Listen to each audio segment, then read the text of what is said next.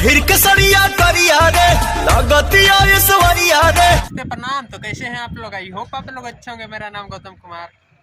मैं आज फिर एक नया सॉन्ग के साथ आ गया हूँ।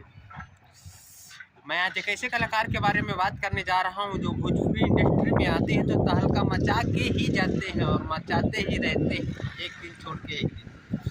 जैसे कि ये फोटो में देख सकते हैं। फोटो देखने के बाद ये तो कोई चेहरे के मुहताज नहीं है भोजपुरी इंडस्ट्री में। इनका नाम पवन सिंह है। इनका एक सॉन्ग आया है सारे गामा हम भोजपुरी रिकॉर्डिंग स्टूडियो से रिलीज किया गया है, जो अभी यूट्यूब पे तहलका मचा रहा है। वो अभी एक नंबर पे ट्रेंड कर रहा है, जैसे कि देख सकते हैं। इस सॉन्ग का टाइटल है गजरा मोहब्बत वाला। इस सॉन्ग का बोल है पहन के करिया सड़िया रे लगलिए सबरिया रे। जैसे कि ये सॉन्ग सुन सकते हैं। पहिर के सड़िया